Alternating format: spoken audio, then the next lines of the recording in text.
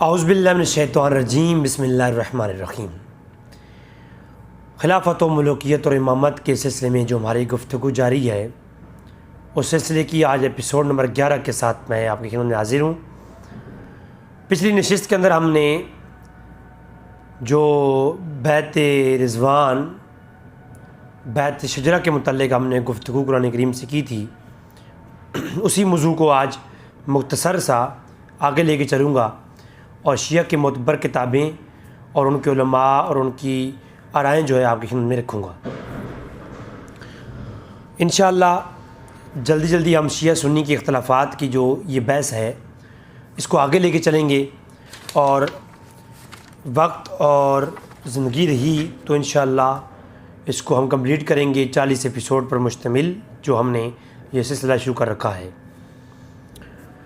دوستو، پچھلی ایپیسوڈ کے اندر میں نے سورہ فتح کی کچھ آیت کریمہ پڑھ کے سنائی تھیں، جس میں اللہ تبارک تعالیٰ نے صاف لفظوں میں اعلان کیا۔ میں نے تفسیر میزان کی حوالہ جات کے ساتھ اور شیعہ کے معتبر علماء کی کتابوں سے یہ بات واضح کی تھی، قرآن کی آیات کا جو مفہوم تھا وہ شیعہ علماء سے ہی ہم نے سمجھا تھا، اور میں اس پوری سیریز میں سنی کتابوں کو ٹچ بھی نہیں کر رہا۔ اس کی وجہ یہ ہے کہ ہم نے قرآن کو پڑھنا ہے اور قرآن کا فہم ہم نے شیعہ علماء سے لینا ہے، اور اسی گفتگو کو آگے جہاں تک ممکن ہو سکا میں اسی طریقے سے لے کے چلوں گا۔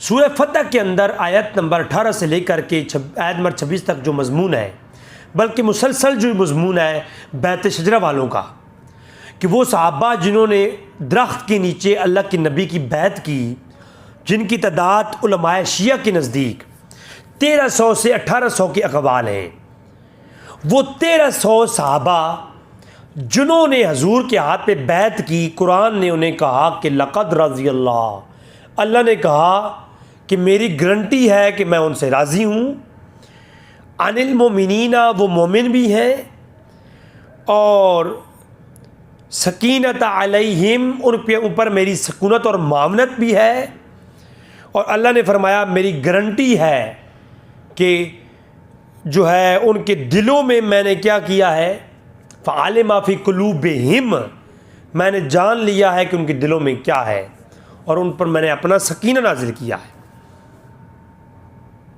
اور اللہ نے فرمایا کہ عنقریب ہم انہیں فتح نصیب فرمائیں گے۔ تو 15 وہ کمال جو اللہ نے بیعت شجرہ والوں کو کے لیے بیان کیے، کہ وہ لوگ جنہوں نے حضور کے ہاتھ پر بیعت کی، قرآن نے کہا اور میرے رب نے ان کی گارنٹی اٹھائی، اللہ نے کہا میں ان سے راضی ہوں اور وہ مومن ہیں۔ قرآن نے کہا لقد رضی اللہ عن المؤمنین یبایعونک تحت الشجرہ، کہ وہ لوگ جنہوں نے درخت کے نیچے بیعت کی ہے، اے محبوب وہ لوگ کون ہیں؟ وہ مومن بھی ہیں اور میں رب ان سے راضی بھی ہوں۔ اب اس سے ہٹ کر کے کوئی بندہ یہ کہے نہیں اللہ ان سے راضی نہیں، تو گارنٹی دینے والا اللہ ہے، تو اللہ کی ذات سے ہی پوچھ لیں۔ پھر اللہ کہتا ہے میں راضی ہوں، اور بندے کہتے ہیں نہیں وہ غضب کرنے والے تھے، ظالم تھے۔ یہ شیعہ سنی کی جو بحث ہے، آگے چل کے ہم کتابوں کی بحث کریں گے کہ کیا ابو بکر و عمر نے ظلم کیے ہیں یا نہیں کیے، وہ روایتیں موجود ہیں، ان کے اوپر ہم بحث کریں گے، مگر روایتوں کو سائڈ پہ کر دو۔ روایت کا مقام ثانی ہے، اول قرآن ہے۔ قرآن کہتا ہے وہ بیعت شجرہ کرنے والوں جو 1300 صحابہ تھے، ان کے ہاتھوں پر جو اللہ نے نبی نے بیعت کی ہے، یا اللہ نبی کے ہاتھ پر جو انہوں نے بیعت کی ہے، اللہ کہتا ہے وہ مومن بھی ہیں، ان کے دلوں کے حال میں جانتا ہوں، اور ان کو میں فتح نصیب فرماؤں گا، اور اصابہم فتحا قریبا، تو ان کے لیے خوشخبریاں ہی خوشخبریاں ہیں۔ یہ قرآن کا یہ مضمون ہماری پچھلی ایپیسوڈ کے اندر گزر چکا ہے۔ آج میں نے صرف یہ نقطے بیان کیے ہیں، ان کی وضاحت آپ ہماری پچھلی ایپیسوڈ نمبر 10 کے اندر دیکھ سکتے ہیں۔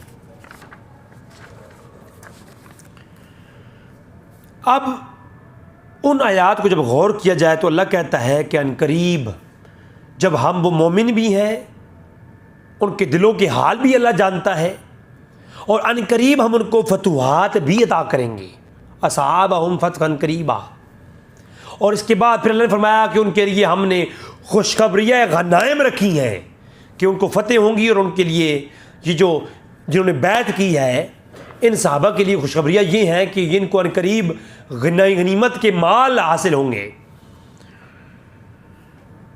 اور پھر کچھ وہ ہیں جن کو، ان میں سے کچھ لوگ وہ ہیں جن کو فتح اخری آخر میں فتح نصیب ہوں گی۔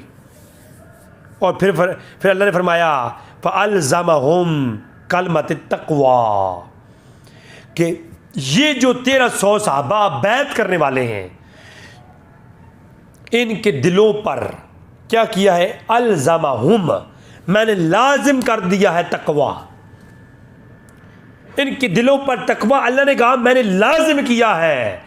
اگر اس کے بعد کوئی روایتیں اٹھا کر کہتا ہے کہ نہیں وہ تو غضب کرنے والے ظالم ہو گئے تھے، تو اس کا مطلب یہ ہے قرآن جھوٹا ہو گیا، اللہ کی ہوئی بات جھوٹی ہو گئی اور کتاب کی بتائی ہوئی روایت صحیح ہو گئی۔ شیعہ سنی کے اختلافات آگے وہ روایتیں آئیں گی، ان پہ ہم بحث کریں گے، میں ان روایتوں کو انکار نہیں کر رہا، ان پہ بحث ہوگی، مگر اب پہلی چیز قرآن ہے۔ ہم قرآن کو دیکھ رہے ہیں، بیعت رضوان کرنے والے اور باقی بیعت شجرہ کرنے والے، ان صحابہ میں کون کون شامل تھا پچھلی ایپیسوڈ میں ہم بات کر چکے، اور آگے بھی میں اس پہ بات کروں گا کہ وہ 1300 صحابہ، حالانکہ شیعہ کے علماء میں تو یہ میں پیش کر چکا کہ کتابوں میں تو یہ موجود ہے کہ یہ کتاب سلیم بن قیس العمری جس کی رد پر علماء شیعہ نے کتابیں لکھی ہیں کہ یہ کتاب صحیح نہیں ہے، جھوٹی کتاب ہے، مگر بعض شیعہ آج اس کا ترجمہ کرتے ہیں اسرار اہل بیت اور فضائل اہل بیت کے نام سے، اور اس میں ہے کہ 3 صحابہ بچے تھے، باقی سارے پھر گئے تھے۔ یہ اصول من الکافی کے اندر ہے، 3 صحابہ بچے تھے، باقی سارے پھر گئے تھے۔ اگر ان روایتوں کو ماننا ہے کہ 3 صحابہ بچے تھے، تو یہ 1300 بیعت رضوان کرنے والوں کے متعلق جو قرآن کہہ رہا ہے کہ جو ہے لقد رضی اللہ ان سے راضی ہو گیا عن المؤمنین، وہ مومنوں میں سے ہیں جنہوں نے بیعت کی ہے۔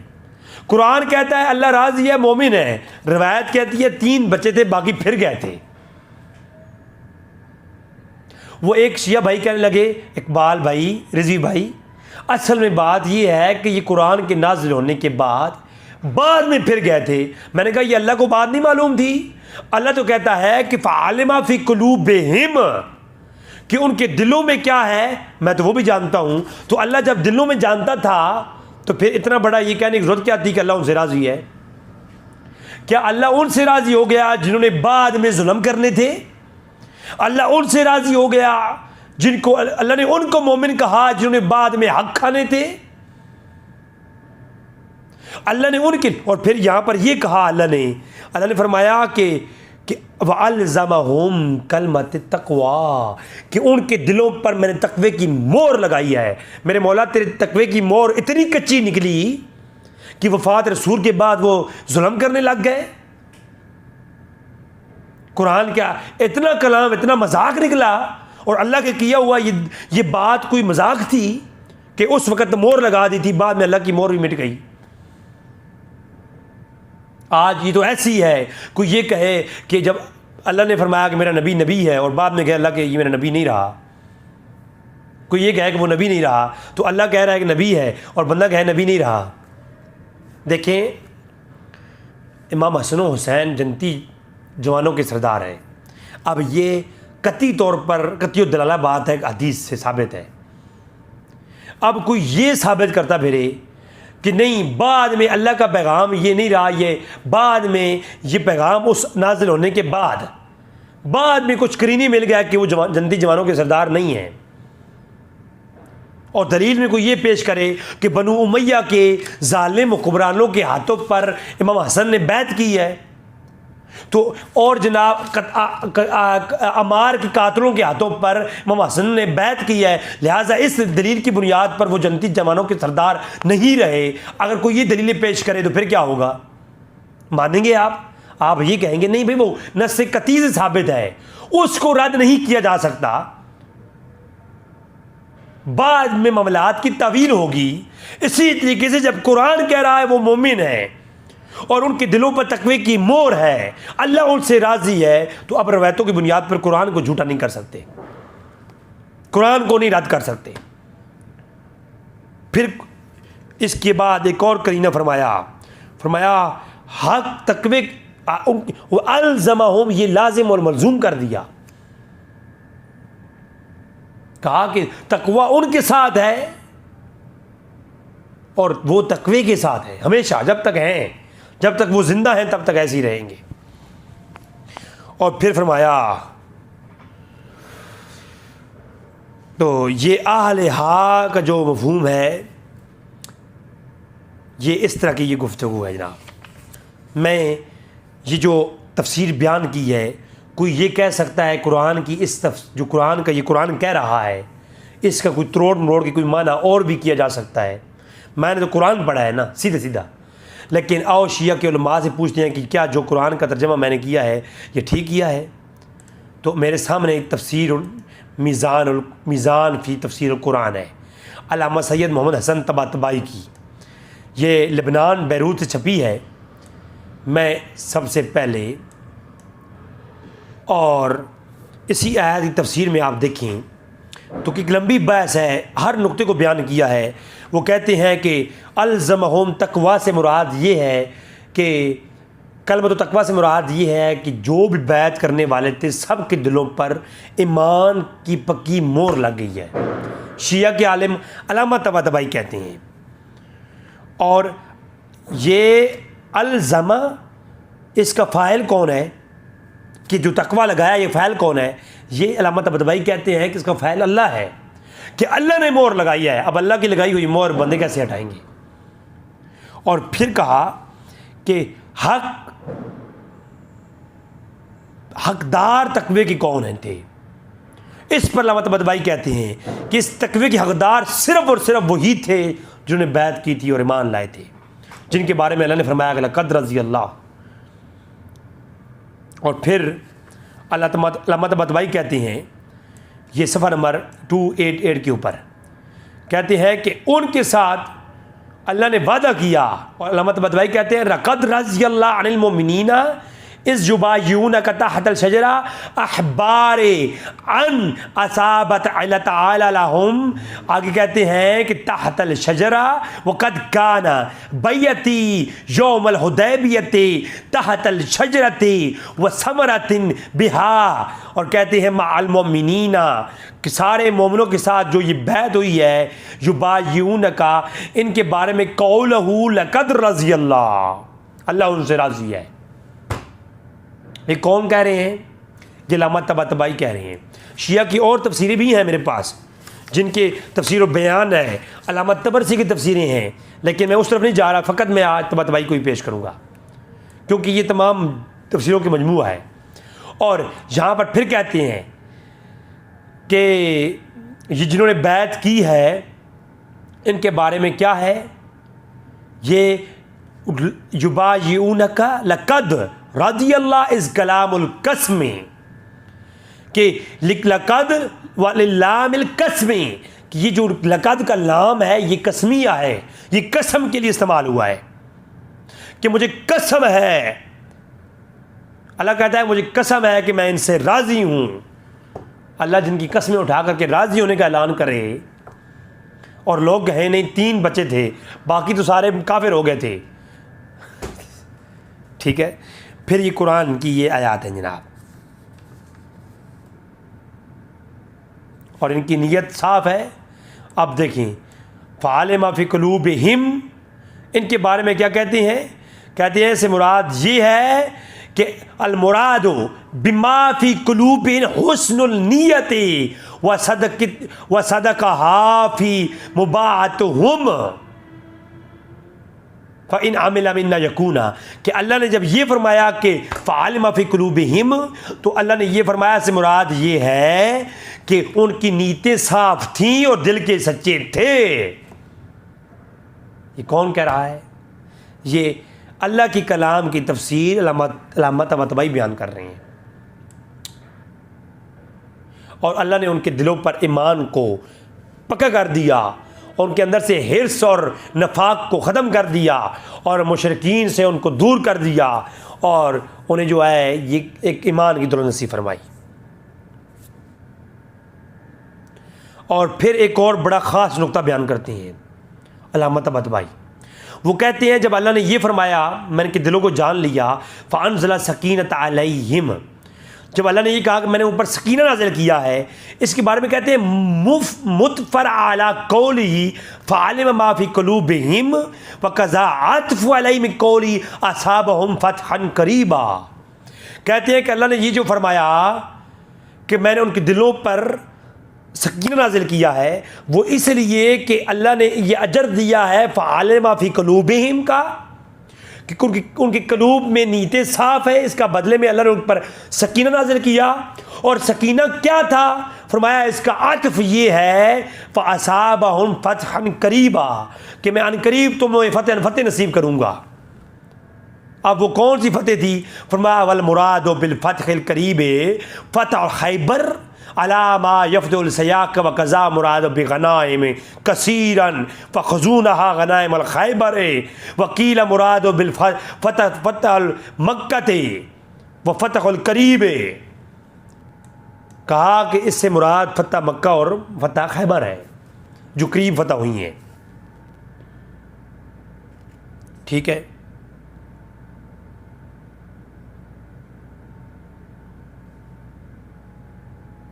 اور پھر آگے چل کے جب یہ حکم ہوا کہ یہ جو اور جو ہے الغنائم آپ کو عنقریب غنائم کی خوشخبریاں ملیں گی، تو اس کے اوپر جا کر کے اور اخرا کے لفظ پہ کلام کرتے ہوئے کہ اخرا کا لفظ کہ وہ اواخر دور میں، اس سے مراد کیا ہے کہ جو غنائم ملیں گے اور اواخر دور کے اندر اللہ ان کو نوازے گا، اس سے مراد کیا ہے؟ تو وہ کہتے ہیں اس سے مراد یہ ہے کہ جو وہ فتح جو بعد کے زمانے میں حضور کے بعد ہوئی ہیں، اس کے اوپر میں آگے آتا ہوں، میں نے آپ کے سامنے مزید جو ہے شیعہ کے علماء کے والجات پیش کرنے ہیں۔ اور پھر آگے چل کے بڑی کمال کی بات ہے، اللہ کہتا ہے کہ جو میں ان قریب تمہیں فتح عطا کروں گا، ان قریب فتح ہوں گی مسلمانوں کو، تو وہ فتح جو ہوں گی لِتَكُونَ آیَاتًا لِلْمُؤْمِنِينَ،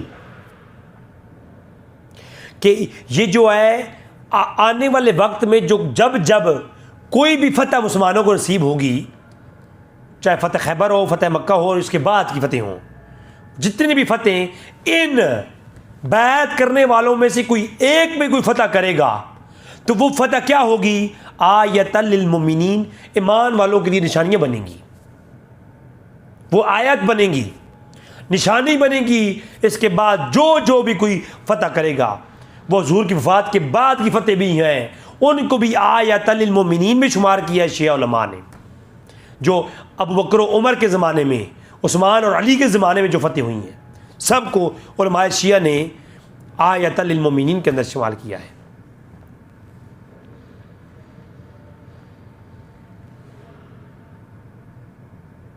وَكَفَّ أَيْدِيَ النَّاسِ عَنْكُمْ، یہ جو لوگوں کے ہاتھ ہے اس آیت کی، اس سے مراد کیا ہے؟ کہتے ہیں اس سے مراد کیا ہے؟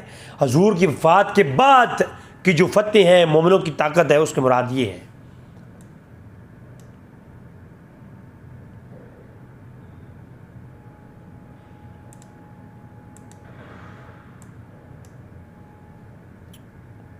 تو یہ آیات اللہ طباطبائی ہیں۔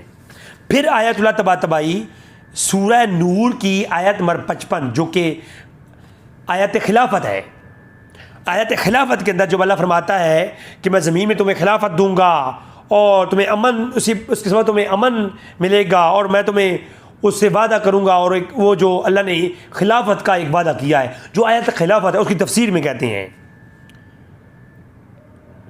تو کہتے ہیں کہ یہ جو اللہ نے فرمایا کہ میں تمہیں خلافت دوں گا اور میں تمہیں جو ہے امن برپا کر دوں گا تمہارے لیے، تو یہ کہتے ہیں آیت اللہ طباطبائی کہتے ہیں اس سے مراد وفات رسول کے بعد خلفائے راشدین کے ادوار ہیں اپنی اس تفسیر کے اندر۔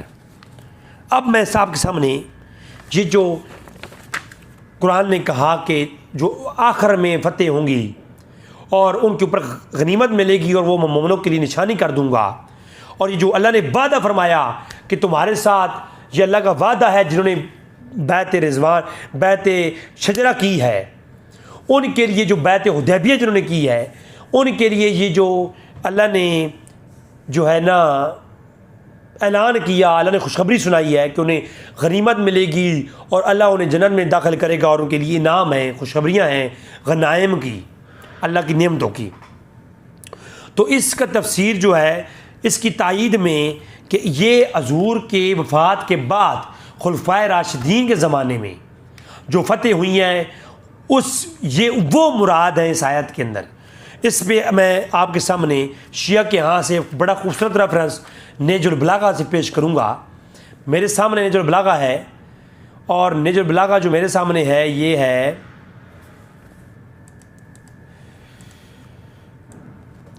اس کا صفحہ نمبر ہے 1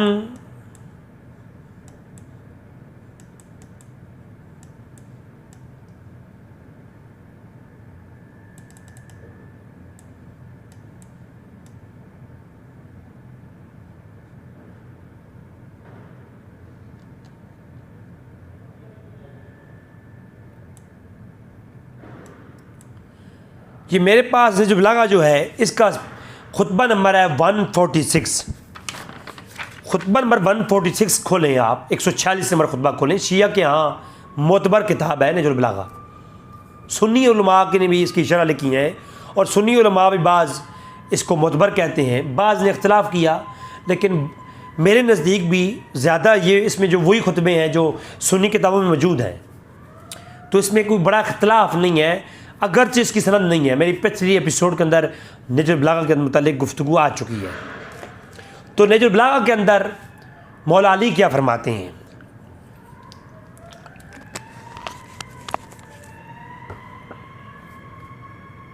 ومن کلام لہ علیہ السلام، خطبہ نمبر 146، وقد استشار عمر بن خطاب فی شخوص القتال الفارس بالنفسی۔ یہ خطبہ ہے مولا علی کا کہ عمر بن خطاب نے جب مشورہ مانگا مولا علی سے، اس سے پہلے بھی عمر بن خطاب نے کئی مشورے مانگے ہیں جو کہ نہج البلاغہ کے اندر موجود ہیں مولا علی سے۔ مولا علی ابوبکر و عمر کے مشیر رہے ہیں، اور ابوبکر عمر کئی مشکل وقت میں، بلکہ عثمان غنی نے بھی کئی مشکل وقت میں مشورہ مولا علی سے کیا ہے۔ تو مولا علی سے مشورے کرتے رہے ہیں، کیا کرتے تھے اکثر جو ہے عمر بن خطاب، خصوصاً نہج البلاغہ کے اس خطبے کے اندر مشورہ مانگا مولا علی سے عمر بن خطاب نے کہ میں فارس کے اندر خود سپہ سالار بن کر کے جنگ کرنے جا رہا ہوں، آپ اس بارے میں کیا کہتے ہیں؟ تو مولا علی کہتے ہیں کہ ان ھذا الامر لم یکن نصرا ولا خذلنا بکثرۃ والا بقلۃ، کہ اے عمر بن خطاب تم پریشان نہ ہو، اور آپ کو سپہ سالار بن کے جانے کی کیا ضرورت ہے۔ ان ھذا الامر لم یکن نصرہ، کہ ولا خذلنہ بکثرۃ ولا قلۃ، کہ اس کا یہ دار و مدار ہمارے جو فوج ہے اس کی قلت اور کثرت پہ نہیں ہے، کہ ہمارے اس جنگ فارس کو جیتنے کا دار و مدار ہماری بڑی فوج اور چھوٹی فوج کے اوپر نہیں ہے، آپ کے جانے اور نہ جانے کے اوپر نہیں ہے۔ کیوں؟ کہا کہ وہ دین اللہ الذی ظہرہ وجند الذی عہدہ وامدہ، کہا کہ یہ جو جنگ فارس ہم نے لڑنی ہے اس کا دار و مدار ہماری قلت اور کثرت پہ نہیں ہے، بلکہ یہ اللہ کے دین کے ساتھ وہ کیا گیا جو وعدہ ہے اللہ کا، وہ آلریڈی ہمارے ساتھ ہو چکا ہے۔ اب یہ کون سا وعدہ ہو چکا؟ یہ وہی وعدہ ہو چکا ہے، یہ وہی وعدہ ہو چکا ہے کہ جو سورہ فتح کے اندر ہے۔ میثم برہانی کو آپ پڑھیں، جنہوں نے شرح نہج البلاغہ کی ہے، علامہ میثم برہانی، انہوں نے بھی یہی بات کہی ہے. اب میں وہ اگر شرح محسن نورانی کی پڑھوں گا تو وقت اس میں ہی گزر جائے گا. میں فقط صرف یہ سیدھا سیدھا خطبہ پڑھ رہا ہوں. ایک ان پڑھ جاہل بندہ بھی اگر اس کو سنے گا سمجھ جائے گا. تو کہتے ہیں کہ ہمارا دار و مدار جو ہے قلت اور کثرت کے اوپر نہیں ہے، اور ہمارا دین ہی غالب رہے گا. اور اسی لیے کہ یہاں تک کہ ہمارا اپنی منزل تک پہنچ جائیں گے ہم، کیونکہ اللہ کی طرف سے ہمارے ساتھ یہ وعدہ کیا گیا ہے اور وہ ہر حال میں پورا ہونے والا ہے کہ ہمارا لشکر کو اللہ کیا کرے گا؟ مدد عطا کرے گا. تو یہ صاف صاف لفظوں میں مولا علی نے کہا کہ آپ بلغ ما بلغ وطلع حیث طلع ونحن على موعود من اللہ. اللہ کی طرف سے جو ہمارے ساتھ وعدہ ہے تو وعدہ ہے، فتح نصیب ہوگی تو فتح نصیب ہوگی. ہائے ہائے ہائے. اور اللہ کی نصرت آنی ہے، وَنَصَرَ جُنْدَ، تو نظر آنی ہے. تو اے عمر فاروق، اللہ کی تو طاقت ہمیں ملنی ہے، ہم نے جنگ جیت کے آنی ہے. آپ نہ جائیں، آپ نہ جائیں سپہ سالار بن کے. کیوں؟ وَمَكَانُ الْقَيِّمُ بِالْأَمْرِ. آپ کون ہیں؟ آپ مقام قیم الامر ہیں. آپ مقام قیم الامر کا معنی آپ اگر ڈکشنری سے اٹھائیں، میں معنی نہیں کر رہا، میں اس کا معنی مقام القیم الامر ہی رکھوں گا. لیکن اگر آپ بلاغیہ کی طرف جائیں، یہ قاموس، تو القاموس کے اندر مکان قیم بالامر، اس سے مراد خلیفہ ہے جو اپنے زمانے میں اپنی خلافت میں اپنے حکم جاری کرنے والا شخص، اس کو مکان قیم الامر کہا جاتا ہے، مکان القیم بالامر. تو کہا کہ اے فاروق اعظم، آپ القیم بالامر ہیں، آپ نہ جائیں، آپ خلیفہ ہیں، آپ نہ جائیں. والنظام ومکان النظام من الحضر یجمعہ، اور آپ ہمارے ایک نظام ہیں، ہمارے لیڈر ہیں، آپ نہ جائیں. یہ نہج البلاغہ ہے، میں نے پرنٹ نہیں کی ہوئی، معاف کیجیے گا. یہ نہ ذاکر آپ کو بتائیں گے نہ مولوی بتائیں گے. یہ میں نے پرنٹ کرا کے آپ کو نہیں دکھا رہا کوئی جھوٹ موٹ کا. آپ اپنی گھر میں پڑی ہوئی نہج البلاغہ کھولیں اور خطبہ نمبر 146 کھولیں، عربی والی، کیونکہ یہ جو عربی والی ہے نا وہ کھولیے گا. اگر آپ ترجمے والی پڑھیں گے تو اس میں تو شیعہ ذاکروں نے ڈنڈی ماری ہوئی ہے، اور اسی طریقے سے سنی بھی کرتے ہیں. اور یہ دیکھیں میرے پاس ترجمہ ہے، اس میں یہ شیعہ ذاکر کہتا ہے کہ یہ تو امیر المومنین نے اس نقطے کی طرف اشارہ کیا ہے کہ میدان جنگ میں آپ کے استقامت میں رہنا آپ کے بس کی تو بات نہیں ہے، آپ کی صورت تو پیچھے ہم نے دیکھ رکھی ہے، آپ تو بھاگنے والے ہیں اور فلاں کرنے والے ہیں، تو آپ نہ جائیں. کہاں گائے مولا علی نے بھائی؟ یہ تو ترجمے کے اندر نا ڈنڈی مارتے ہیں. میں چیلنج کرتا ہوں، یہ جو ترجمے کرنے والے جو ہے نا صحابہ اور آل بیت کے مابین بغض بیان کرتے ہیں کہ مولا علی ان سے بغض رکھتے تھے، تو میں چیلنج کرتا ہوں یہ عربی عبارت سے نکال کے دکھائیں کہاں ہے. یہ خود سے ترجمے گھاڑ گھاڑ کے کتابوں میں تعریفیں کر بتاتے ہیں. یہ جو اصل عبارت ہے عربی، جو اصل مولا علی کا خطبہ ہے، اس میں تو یہ کہہ رہے ہیں کہ آپ نظام ہیں اور آپ ایک قیم بالامر ہیں، آپ حکم جاری کرنے والے ہیں، آپ نظام ہیں. تو آپ جو ہے آپ ہرگز بہرگز آپ نہ جائیں. اگر آپ جاتے ہیں فَإِنَّ أَنْقَطَعَ النِّظَامِ وَتَفَرَّقَ الْخُضَرِ الْوَذَهْبِ، اگر آپ جائیں گے تو پھر کیا ہوگا؟ نظام متفرق ہو جائے گا اور انقطاع ہو جائے گا. ہائے ہائے.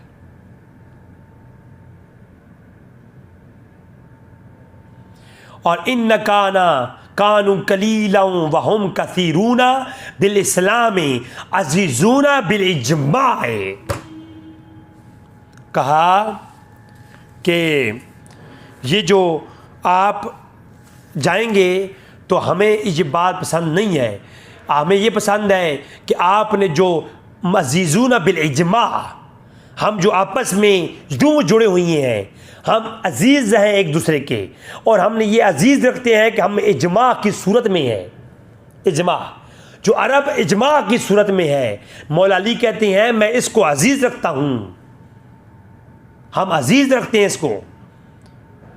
مولا علی تو بتا رہے ہیں کہ ہم یوں ہیں، اور عوام بتا رہی ہے نہیں، غضب کیا تھا اور زارا کے دربار پر قبضہ کیا تھا، زارا کے گھر پہ جا کر کے زد و کوب کیا تھا، تھپڑ مارے تھے، اور اماں فاطمہ زارا کے بطن سے ایک بچے کا اسقاط ہو گیا تھا۔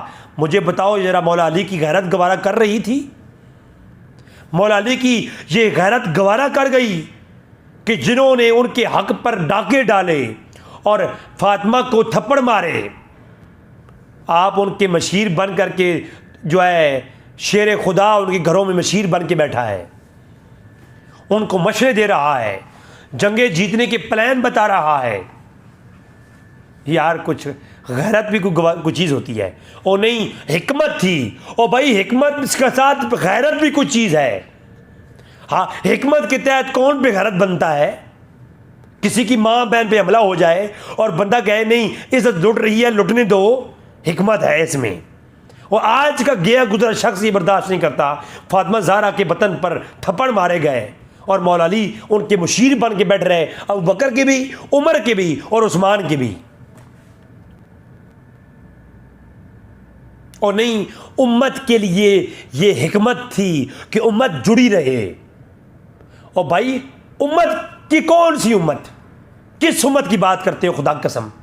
یہ ہزاروں امتیں میں فاطمہ زہرا کی قدموں پہ قربان کر دوں، ان کی عزت پہ قربان کر دوں۔ یہ ہزاروں امتوں کی جو ہے عزت ایک طرف، میری فاطمہ زہرا سلام اللہ علیہا کی چادر کی عزت ایک طرف۔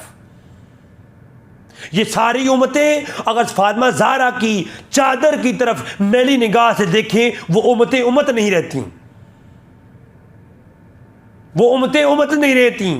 اور لوگ کہتے ہیں جی نبی کی امت کی حکمت کے لیے مولا علی چپ رہے ہیں، اور یہ کہتے رہے ہیں کہ عزیزون بالاجماع ہے، ہم جو یوں ہیں ہم اس لیے یہ سب کچھ ہیں۔ اور اللہ کی مدد اے فاروق اعظم، آپ کے لشکر کے لیے، فاروق اعظم آپ کے لشکر کے لیے اللہ کا تو وعدہ ہو چکا ہے کہ فتح نصیب ہوگی۔ تو وہ سورہ فتح کی آیات کا مصداق عمر فاروق کے دور کو کہہ رہے ہیں مولا علی، اور عمر فاروق کے لشکر کو وہ اللہ کا بتایا ہوا لشکر بتا رہے ہیں مولا علی نہج البلاغہ میں۔ تو کیا غضب کھانے والوں کے ساتھ اللہ کی امداد تھی؟ غضب کرنے والے جو ہے اور ظلم کرنے والوں کے ساتھ مولا علی کے مشورے تھے، اور ان کے بارے میں مولا علی یہ کہتے رہے ہیں۔ کوئی حد ہوتی ہے، کچھ عقل بھی کوئی چیز ہوتی ہے۔ یہ ان کو ان کے لشکر کی اور ان کی فتح جابیہ کی مبارکیں دیتے رہے مولا علی۔ ان کی بیوی اور فاطمہ زہرا کی چادر پر ہاتھ ڈالا گیا، اور انہی کو مولا علی جناب مبارکیں دیتے رہے ہیں، اور انہی کے لشکروں میں جنگیں کرتے رہے ہیں۔ حد ہوتی ہے، عقل نہیں تے موجیں ہی موجاں۔ اور نہیں جی وہ روایتیں موجود ہیں، آئیں گے، میں آؤں گا روایتوں پر بھی، طبیعت صاف رکھوں گا انشاءاللہ، طبیعت صاف ہو جائے گی، روایتوں پہ بات کریں گے۔ ابھی قرآن کی بات کر رہے ہیں، میں آپ کے ہر روایت کے جواب بھی دوں گا۔ روایتوں میں کیا ہے وہ بھی دیکھ لیں گے، یہ تو وقت بتائے گا۔ ہائے ہائے، مولا علی کہتے ہیں آپ نظام ہیں، گھر کو توڑنے والوں کی جو ہے ان کے مشیر بننا، یہ کہاں کی جناب یہ عزت ہے، کہاں کی غیرت ہے؟ مولا علی جنگ نہیں کر سکتے تھے، چپ کر کے سائڈے بیٹھ جاتے۔ عمر فاروق نے کہا تھا کہ اے علی مشورہ دو، تو کہتے اے عمر تم وہی ہو نا جنہوں نے میرے گھر پہ حملہ کیا تھا، میں کیوں مشورے دوں آپ لوگوں کو؟ کسی جہل اور پرلے درجے کا شخص سے پوچھو نا کہ اگر کسی عورت کے گھر میں اس طریقے سے کیا جائے، محلے والے نہیں خاموش رہتے۔ دور جاہلیت میں بھی عورتوں کی اتنا مقام تھا کہ دور جاہلیت میں بھی اگر کسی کافر کی بیٹی کے ساتھ ظلم ہوتا تو لوگ کھڑے ہو جاتے تھے۔ ہیں، اور جس معاشرے کے اندر جو ہے کفار کی بیٹیوں کی سروں پہ چادریں اڑائی گئیں، اس معاشرے میں جو ہے اتنا بڑا ظلم کیا گیا، اور دنیا ساری بنو قریش سارے جو ہے وہ تماشے دیکھ رہے تھے، بنی ابی طالب مذاق اڑا رہی تھی، واہ جی واہ، حضرت عباس خاموش تھے، بنو عباس خاموش، سب بکواس ہے، سب بکواس ہے، خدا قسم عقل تصور نہیں کرتی۔ اور پھر شریعت یہ کہتی ہے کہ اگر تمہارے گھر پہ، اور شریعت گھر کے متعلق کہتی ہے تیری میری بیوی پر حملہ ہو جائے تو اس کے پیچھے ان کی عزت پہ قربان ہو جانا شہادت ہے۔ میں آلریڈی روایات پیش کر چکا ہوں۔ تو ایک ہماری بیویوں کے حق میں ان کی عزت کی رکھوالی کرتے ہوئے ہم مر جائیں تو شہید ہے۔ مولا علی کو نہیں معلوم تھا کہ وہ خاتون جو خاتون اول ہیں، خاتون جنت ہیں، دنیا اور آخرت میں ان سے افضل کوئی نہ ہو، ایسی خاتون کے متعلق اتنا بڑا واقعہ ہو گیا، اور امت جو ہے وہ آنکھ بند کر کے دیکھ رہی ہے۔ کوئی ہلچل دیکھے نا، بنو امیہ اور مولا علی صفین میں آمنے سامنے آئے، معلوم ہو گیا کہ کچھ ہوا ہے۔ جبل میں آمنے سامنے آئے، معلوم ہوا کچھ ہوا ہے۔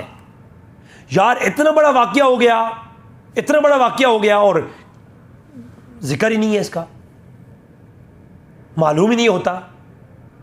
یہاں تو قتل ہو جاتے، ابو بکر و عمر کے خلاف لشکر کھڑے ہو جاتے۔ دیکھیں سارے کے سارے اگر معاویہ کے مقابلے میں مولا علی کے ساتھ بندے کھڑے ہو گئے تھے، تو ابو بکر کے سامنے اگر مولا علی کھڑے ہوتے تو وہاں بھی لوگ کھڑے ہو جاتے۔ لیکن یہ بات ساری ہواؤں میں، کسی عقل تسلیم نہیں کرتی، دلائل تسلیم نہیں کرتے۔ یہ فقط مولا علی کی زوجہ کا مسئلہ نہیں تھا، یہ جو ہے امت کا مسئلہ تھا، امت اللہ کے نبی کی بیٹی کا مسئلہ تھا۔ دنیا کی ساری عزتیں فاطمہ زہرا سلام اللہ علیہا کی جوتیوں کی خاک پہ قربان ہیں۔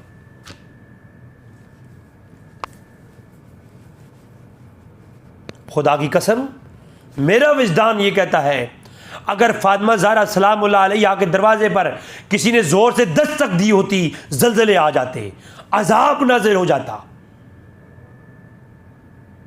کیا بنو لوط کی عورتوں کو چھوڑ کر کے مردوں کے ساتھ بدکاری کرنے والا جرم، اس کے اوپر عذاب نازل ہو گیا۔ جادو کرنے والی قوم پر عذاب نازل ہو گیا، ظالم حکمرانوں کی قوم پر عذاب نازل ہو گیا۔ خدا کی قسم فاطمہ زہرا سلام اللہ علیہا کی چوکھٹ پر چونٹی بھی پر مارتی، اللہ کی طرف سے پتھر نازل ہو جاتے۔ کعبۃ اللہ کی طرف جو ہے اگر ابراہ کے لشکر چڑھائی کریں تو اللہ کا عذاب نازل ہوتا ہے اور لشکر تباہ ہو جاتی ہیں۔ فاطمہ زہرا سلام اللہ علیہا کے گھر کی طرف کوئی قدم بھی اٹھاتا، خدا کی قسم اگر ابراہیم کی بیوی سارہ کی طرف ظالم بادشاہ کا ہاتھ ان کی عزت پہ ڈالا گیا اور بادشاہ کا ہاتھ ساکت ہو گیا، اگر ابراہیم علیہ السلام کی بیوی سارہ کے اوپر ایک ظالم بادشاہ نے ان کی عزت پہ ہاتھ ڈالا اور ہاتھ ہو گیا ساکت، قرآن کہتا ہے ان کا ہاتھ ساکت ہو گیا، اور ہاتھ پیچھے کیا، توبہ کی، ہاتھ ٹھیک ہو گیا، پھر دوبارہ ابراہیم علیہ السلام کی بیوی سارہ کی طرف ہاتھ بڑھایا بادشاہ نے، ہاتھ پھر ساکت ہو گیا۔ جو رب سارہ کی طرف بڑھنے والے ہاتھ کو ساکت کر سکتا ہے، خدا کی عزت کی قسم ہے، فاطمہ زہرا سلام اللہ علیہا کی جو چادر ہے، کی جو چادر مبارک ہے، وہ سارہ علیہ السلام سے افضل ہے۔ اگر کوئی فاطمہ سلام اللہ علیہا کی چادر کی طرف اشارہ بھی کرتا، خدا کی قسم اس کائنات میں زلزلے برپا ہو جاتے۔ میرا وجدان تسلیم ہی نہیں کرتا کہ کوئی شخص اتنا ظلم کرے۔ اس کے علاوہ اختلاف مانے جا سکتے ہیں، باغی فدق کا اختلاف مانا جا سکتا ہے، اور کئی طرح کے اختلاف مانے جا سکتے ہیں، پر عزت پہ ہاتھ ڈالنا، بچے کا اسقاط ہو جانا، تھپڑ مارنا، یہ گھر میں داخل ہو جانا، یار گھر میں داخل ہونا، یہ باتیں وجدان تسلیم نہیں کرتا۔ اسی لیے شیعہ کے علماء نے اس واقعے کا رد لکھا ہے۔ میں آگے چل کے بھی گفتگو اس پہ کروں گا، آپ کیا فاطمہ سلام اللہ علیہ کا گھر جلایا گیا تھا، اس میں میری کئی ویڈیو آ چکی ہیں، آپ وہ دیکھ سکتے ہیں۔ بلکہ میری پوری سیریز ہے کہ آگ در زارا، میری پوری سیریز ہے، آپ وہ سنیں، اس میں نے ان واقعات پہ پوری تفصیل بات کی ہے۔